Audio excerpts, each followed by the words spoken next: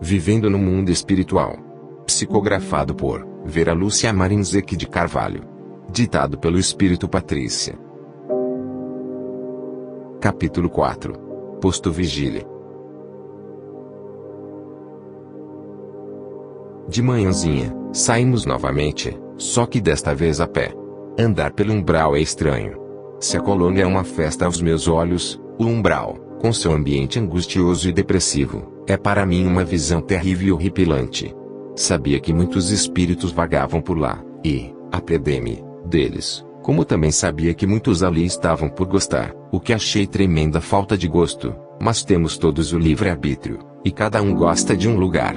Caminhamos horas em fila, todos juntos, Dona Isaura na frente, Raimundo no meio e Frederico no final, Flor Azul ao meu lado. Não conversamos, íamos em silêncio. Tivemos recomendações de não conversar, para não sermos notados. Caminhávamos cautelosos pisando em terreno mais firme, porque há muita lama. Vestimos capas de cor marrom, que vinham até os joelhos, com capuz, deixando somente o rosto de fora, e calçamos botas especiais. Luísa comentou, enquanto nos vestimos. Por que nos vestimos assim para andar pelo umbral? Parece tão estranho. Estamos somente nos protegendo, respondeu Dona Isaura. Caso sejamos atacados, as capas nos protegerão. As botas são para dar segurança na caminhada.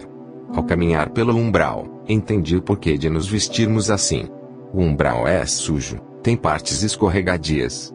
As botas nos davam firmeza, e as capas, conforto. Deslumbrada com o que via, ao dar por mim, muitas vezes estava com os olhos arregalados. Pensei, se estivesse aqui sozinha, morreria de medo, se porventura isto fosse possível. Em certo momento, uma grande ave voou perto de nós. Assustei-me e abafei um grito que ficou preso na garganta. Mas não fui só eu a levar o susto. Luiz e Naira aconchegaram-se à Flor Azul, que estava tranquila e nos olhava sorrindo. O resto do caminho fiquei bem perto dele. Fizemos o trajeto em perfeito silêncio e sem problemas. A claridade é escassa, parecia o anoitecer entre os encanados.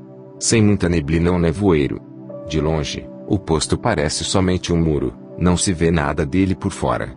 Ao aproximarmos mais, vimos o muro cinzento e o portão, parecido com um de madeira, pesado, trabalhado em relevo, bonito e simples. Dona Isaura fez soar a campainha e o pesado portão foi aberto. Entramos no pátio, era quadrado com poucas flores, em alguns canteiros, a enfeitá-lo, rodeado de pequenas árvores sem muita beleza, parecidas com muitas que possuem os encanados. Fomos recebidos pelo seu administrador, diretor ou responsável. Boa tarde. Sou Guilherme. Sejam bem-vindos ao posto Vigília. Por favor, venham comigo, mostrarei seus alojamentos, pois presumo que queiram descansar. As colônias e postos de socorro seguem o mesmo horário da Terra. Se na cidade dos encanados fosse 14 horas, ali também era. O posto Vigília fica no umbral, numa zona de muito sofrimento. É uma casa transitória ou rotatória, ou seja, muda de lugar. Joaquim, um dos nossos colegas, trabalhou ali por anos, e estava afastado para fazer o curso. Depois de concluí-lo, retornará às suas atividades. Foi recebido com alegria, abraçado pelos trabalhadores do posto. Percebemos que todos ali se amavam, formando uma grande família. Luzes artificiais iluminam o posto dia e noite. Do pátio, passamos à parte destinada aos hóspedes. Ficamos, Luiz e eu, juntas no quarto, que era simples, sem enfeites, mas confortável. Após nos higienizarmos, fomos ao refeitório, onde tomamos a refeição, composta de frutas e caldos. Reunimos-nos logo após no salão de palestras para conversarmos. Recebemos explicações sobre o posto Vigília. Este abrigo foi criado na mesma época em que se formou um povoado para os encanados. Quando o ambiente começa a ficar deveras pesado, vem a tempestade de fogo e mudamos de lugar, explicou Guilherme. Queria ver uma, exclamou James. Não estamos esperando para já, continuou o administrador do posto. O fogo cai como raios queimando tudo, purificando os fluidos pesados. Todos fogem, e os que estão para ser socorridos recebem aqui o abrigo. Muda-se para longe? Indaguei. Não, sempre ficamos na região. Há casas como estas em outras colônias, que chegam a mudar-se para locais 20 a 50 quilômetros distantes. Nós normalmente nos mudamos para 7 a 10 quilômetros. Faz tempo que trabalha aqui? Perguntou Nair. Há 30 anos. Puxa, exclamou Marcela. Deve ter adquirido muita experiência. Como veio para o posto? Quando encarnado, fui pessoa boa, cumpridora dos meus deveres. Amava e amo os evangelhos e tudo fiz para seguir os exemplos de Jesus. Desencarnei e, ao ser socorrido, fui levado para uma colônia. Achei encantador tudo o que vi lá, mas amei este posto logo que o visitei em uma excursão, como a que vocês estão fazendo agora. Entendi que são poucos os que, como eu, são socorridos ao desencarnar e me apredei, ao ver tantos irmãos imprudentes que sofrem, quis trabalhar no vigília. Meu pedido foi aceito e por anos servi aqui, fiz um pouco de tudo. Pude socorrer amigos, parentes e, aos poucos, todos os socorridos passaram a ser meus irmãos.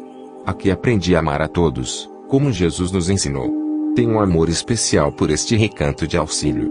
Há 13 anos administro vigília. Guilherme, ao falar do vigília, tinha os olhos brilhando, entusiasmados. Olhei para ele com admiração. Certamente não era o seu trabalho fácil. Ali estava somente por amor aos semelhantes e deixava transparecer isso em seus modos, no seu olhar tranquilo e bondoso. A admiração foi de todos. A conversa continuou, trocamos ideias sobre o umbral, da parte que vimos. Conversamos até às 20 horas e nos retiramos para nossos aposentos. Na colônia, quase não me alimentava ou dormia. Nessas excursões, andar pelo umbral e ajudar nos postos nos cansava, despendíamos energia. Assim, precisávamos de alimentação pelo menos uma vez ao dia, e de descanso. Esse descansar era ler algo edificante, meditar e até mesmo dormir algumas horas. No outro dia, às 5 horas da manhã, participamos da prece matinal. Guilherme convidou Dona Isaura para fazer a oração. Nossa orientadora orou com um fervor que nos comoveu. Pétalas claras e fluidos caíram sobre o posto e sobre nós, fortalecendo-nos, saturando-nos de muita energia. Logo após, fomos conhecer o posto vigília. É um posto de tamanho médio. Tem salão para palestras, também ocupado para música, sala da diretoria, refeitório, pátio, salas de consultas, alojamentos dos trabalhadores e enfermarias. Nossos 3 instrutores ficaram, desde nossa chegada, nas salas de consultas atendendo os abrigados confusos em busca de orientação. Flor Azul ficou o tempo todo ajudando nas enfermarias. Repartimos-nos em grupos de 7 e fomos com os trabalhadores ajudar nas enfermarias. Elas são compridas, com leitos nos 2 lados, tem banheiros simples, tudo muito limpo e claro. Os abrigados têm necessidades, ali comem e usam o banheiro. Tem fome e sede, só não sentem frio ou calor porque o posto tem um sistema parecido com o ar-condicionado dos encarnados. Esse sistema é central, deixando o posto e até seus pátios com temperatura agradável. Primeiramente, entramos nas enfermarias em que os doentes estavam em condições melhores. Conversamos com eles e os ajudamos a se alimentarem e a se limparem. Você é bonita, disse, dirigindo-se a mim, uma senhora muito magra de olhos entristecidos. Obrigada. Como está a senhora? Agora não posso me queixar. Já sofri muito. Mas foi merecido. Quando encarnada aprontei muito. Sorri apenas. Sabia que a curiosidade não leva a nada. Tínhamos recomendações para animar os enfermos, falar do Evangelho de Jesus, mas também de escutar seus desabafos. Você é tão boa. Sofreu ao desencarnar? Indagou-me. Não, senti que ia dormir e acordei bem e entre amigos. Entre amigos. Para ter amigos é necessário fazê-los, não é? Não os fiz, e os que pensei ter eram piores do que eu. Aposto que não sofreu, porque foi boa. Talvez devesse ter sido melhor. Mas não cometi erros, desencarnei em paz e harmonia, me acompanhou. Você não quer me escutar um pouquinho? Às vezes tenho vontade de conversar. Os trabalhadores daqui são ótimos, mas tão ocupados, sabe? Não fui boa em nada. Fui má filha, fugi de casa aos 13 anos para o meretrício, fiz muitos abortos. Tive 3 filhos, dei 2, o outro, antes o tivesse dado. Era um rapazinho esperto, um ladrão. Um dia, ao roubar de um cliente meu, este o matou. Não fui boa mãe. Bebia muito, Envelheci rápido e a morte me buscou para o sofrimento. Fiquei 17 anos no umbral. Quando me socorreram, era um farrapo, estava muito cansada. Há bastante tempo estou aqui. E irá melhorar logo, disse animando-a. Tire dos erros do passado acertos para o futuro. Tente se recuperar e passar de ajudada e ajudante. A senhora sorriu tristemente. Dei-lhe um passe, fiz alto uma oração, ela me agradeceu. Obrigada. Um senhor dizia sem parar, o café, tenho que colher o café. Após o passe disse frases maiores, e deu para entender que roubou muito café de seus patrões. Colhi o café da plantação durante o dia e, à noite, ia pegá-lo. O arrependimento fazia ver o fato sem interrupção. Depois do círculo de orações, ele adormeceu tranquilo. E, assim, muitos tinham histórias reais para contar, descortinavam erros sobre erros. A maioria fora egoísta. Amaram mais a matéria do que as verdades espirituais. O orgulho e o egoísmo levam muitos à porta larga da perdição, para o sofrimento após a desencarnação. Ao sairmos das enfermarias, Zé comentou. Estava com vontade de perguntar a Frederico por que existem tantas enfermarias e, nelas, tantos necessitados. Descobri ao escutar esses infelizes. Sabem, impressionei-me ao ouvir de um senhor que estuprou e matou a própria filha de 8 anos. Um dos trabalhadores do posto, ao escutar, argumentou. São os imprudentes a que Jesus se referiu. Não fizeram o bem, viveram para a matéria, plantaram o mal e colheram o sofrimento. E tanto fizeram maldades aos outros e a si próprios, que só poderiam ficar como estão. Assim, caro estudante, estes abrigos são bálsamos para eles. Na segunda enfermaria os doentes estavam em piores condições. Uns falavam sem parar. Ao serem atendidos com alimentação, passes e orações, melhoravam, ora aquietando-se, ora falando frases mais coerentes. Um senhor chamou minha atenção, o remorso o castigava. Ele expulsou os pais, já velhos, de sua casa, e eles desencarnaram em um asilo, sem vê-lo mais. Uma outra senhora falava sem parar que matara. Após tomar o passe, lembrou-se do amante que assassinara friamente. Outro senhor lembrava com aflição da filha renegada de sua amante. Que bom, pensei, não ter erros para me atormentar. Como sou feliz. Nada melhor que plantar o bem. Visitamos 2 enfermarias no primeiro dia. Os trabalhadores do posto não fazem o que fizemos. Não há tempo, porque os operários são poucos para muito trabalho. Acabamos à tarde, fomos para nosso quarto, depois para o refeitório, e dele passamos ao salão de música. À noite saímos para o pátio. Os muros que cercam o vigília são fortes e altos, e no pátio há uma torre onde está o sistema de defesa. Para subir lá, usa-se um elevador. Subimos em grupos pequenos. A torre tem 30 metros. Também tem sistemas de defesa perfeitos e nunca um ataque os preocupou. Margarida, a senhora encarregada àquela hora da guarda, mostrou-nos alguns aparelhos que medem as vibrações fora do posto num raio de 3 quilômetros. Por ele ficam sabendo quem se aproxima e quantos são. Não se enxerga o céu, nem as estrelas, às vezes, a lua, quando é cheia. Olhei do alto da torre, em volta do posto, não enxerguei nada, só o posto lá embaixo e suas luzes. Fora, a neblina e a escuridão. Quando esperava a vez de subir na torre, olhava distraída a um pequeno e bonito chafariz de pedra verde, com delicados contornos de flores, rodeado de plantas. Flor Azul aproximou-se. Está a pensar, Flor Azul de Patrícia. Espero a minha vez de conhecer a torre. Foi bom vê-lo. Quero agradecer. A menina se lembra do senhor que agradeceu no Caridade e Luz. Sinto como ele, só que mais feliz, porque posso acompanhá-la e fazer algo por você. O que lhe faço, gostaria de estar fazendo também a seu pai.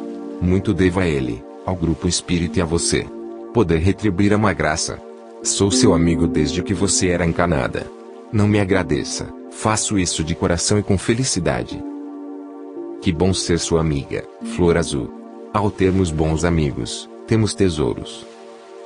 Tendo-os por amigos, você e seu pai, sinto-me rico. Sorriu de maneira terna. Pensei, ele tem razão. Fazer por ter como amigos bons espíritos é ter tesouros no plano espiritual. Também me sentia possuidora de largos bens. Frederico fez a oração da noite e fomos descansar. Fiquei a pensar nos enfermos, no que vi e no que ouvi deles. Como a maldade faz mal ao maldoso. Como é difícil a colheita da plantação ruim. No outro dia, fomos a 3 enfermarias de irmãos que dormiam em pesadelos.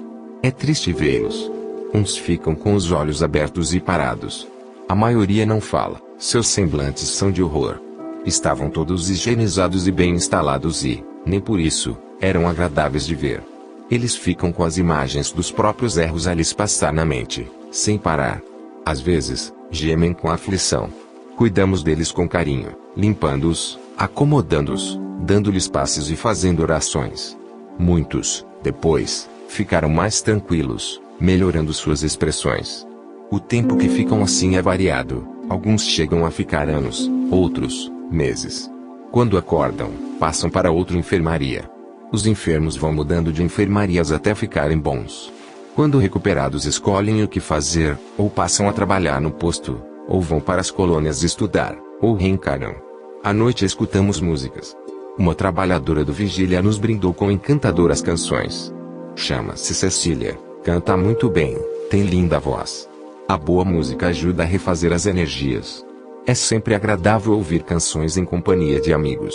Os trabalhadores do Vigília amam receber estas excursões e visitas. Gostam de conversar, trocar informações. A noite transcorreu tranquilamente.